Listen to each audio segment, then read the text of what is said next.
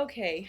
Um, What's your has question, there Carly? been any moment in any anime, whether you have acted in it or whether you've just saw it, where you've just watched it personally, that is a tearjerker scene, one that has made you cry? Because I've heard in like I've heard actors in Full Metal Alchemist they get tearjerky at certain scenes.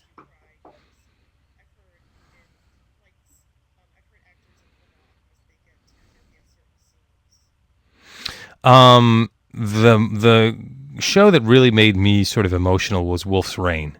At the end of Wolf's Rain, it can be pretty sad, and I know that was something that me and the director Mary Elizabeth, we were sort of watching ahead in the episodes. I don't know if any of the other actors were, and we were talking about the story and trying to figure out how we should handle it. And I really the end of Wolf's Rain really got to me, and when we went in to record the final episodes, Mary Elizabeth said, well, we gotta make this right. And I said, Mary Elizabeth, I will stay here as long as it takes. I will give you however many takes you need to make this right. And so we got it done and we got it recorded. And after everything's recorded, they do a quality check. They play the entire episode for the producers to see if it came out all right. And one of the producers said that I actually made him cry with my performance in Wolf's Rain. So I thought, well, I guess I've done something right then. So yeah, Wolf's Rain is high on the list of stuff that makes me emotional. Thank you very much.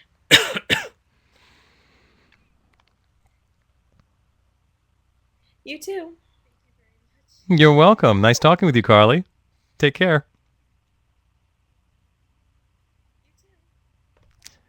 All right. Let's get another question here. What's this? What was the one role you didn't think would even be noticed but just exploded? Huh. That's a good question. I don't know. Well, I will say this. I am surprised that so many people are into Jeremiah Gottwald from Code Geass.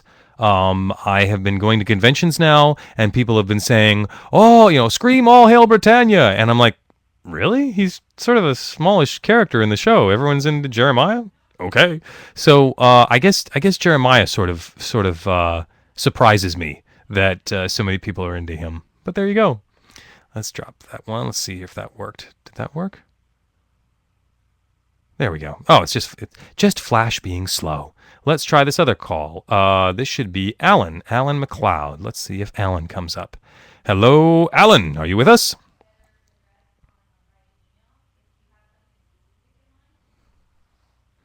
Hello, Alan. The delay may be killing us. Hello, can you hear me? Hello, Alan. There we go. I can see you. I Hopefully, am. you can Are hear you me and there? see Hello? me and all that good stuff. Hello? I can hear you. I'm here. I'm here. Can you hear? Can you see me? I am here. Hello? Ooh. I Hello. am Okay. here. Okay, that's good. Yeah, I I can can see hear you you and I and can see hear you. you. Why don't you go ahead and ask your Maybe just a question, visible Alan? lag. I'll get to my. Okay, cool. I'll get to my question then. My question is just about auditioning as a. I'm sorry for all the lag, by the way. As a director or a casting, have have you ever seen anything bad audition? Have you had any experience with bad auditions? What would you suggest not doing in an audition?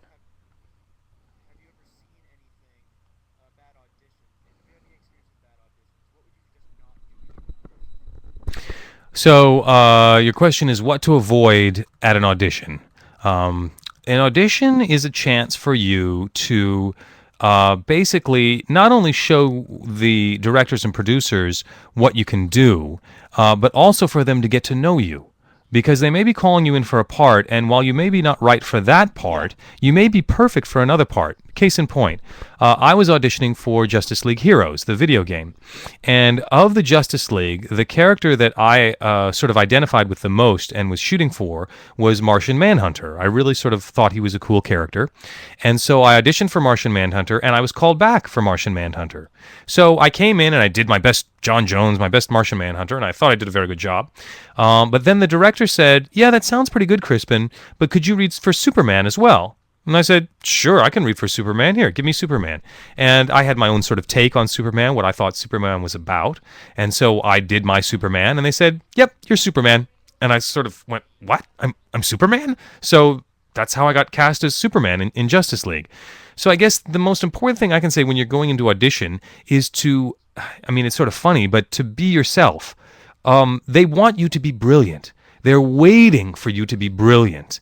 If you come in and are brilliant, their job's done. They don't have to cast anyone else. So the people on the other side of the audition aren't hoping you're going to fail, aren't worried you're going to suck.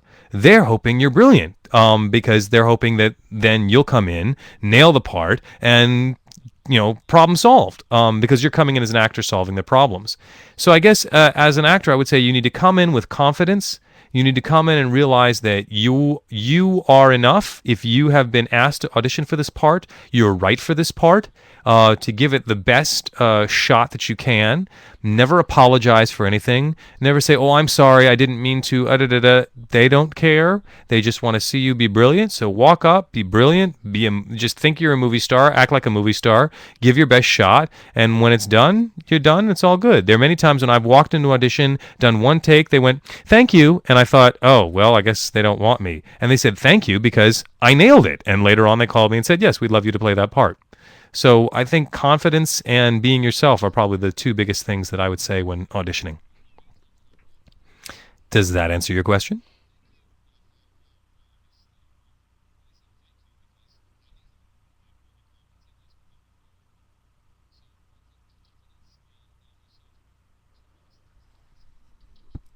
Okay, thanks very much, Crispin. Just yes, it answers my question. I just want to say I love your presentation on Garzy's Wing. I bought it because of you. Thanks so much for answering my question.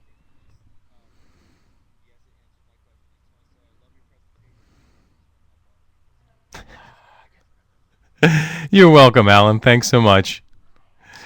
All right, I'm going to try what I wanted to do. Whoa. Whoa. There we go.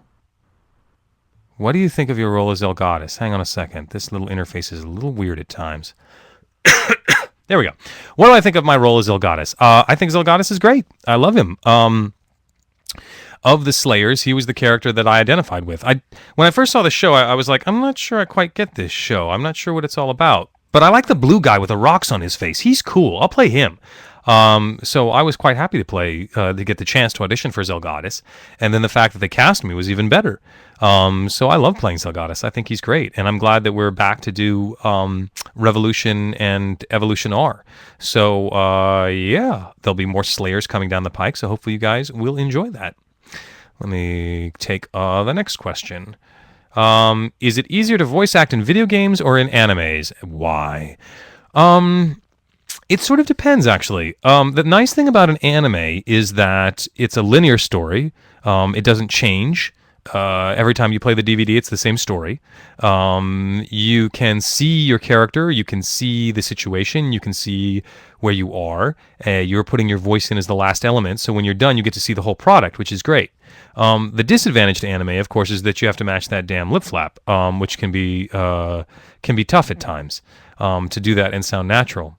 In video games, you usually don't have to do that as much, although it is true that there are video games, such as the upcoming White Knight Chronicles, which I'm in, which I'm very excited about. White Knight Chronicles, we did have to do some matching of lip flap. But in general, in video games, you don't. In general, you record wild, which is great, because you don't have to match lip flap. The disadvantage is you've got no video. You don't get to see much of your character, if at all. It's completely non-linear. They're going to take all your lines and mix them up and play them at different times in the game. So it's sort of like Rubik's Cube acting. It's hard sometimes to find an emotional through line for your character in video games because they're going to change them up and change out how they're done. So I don't know. I think from my perspective, because I'm a story guy, I like seeing the story in the end. I like seeing the anime story, and so that's probably what I tend to lean towards. But video games pay a lot better. They pay a lot better, so that's always nice. So it's sort of a toss-up, and it depends sort of what you're more interested in, if that makes any sense.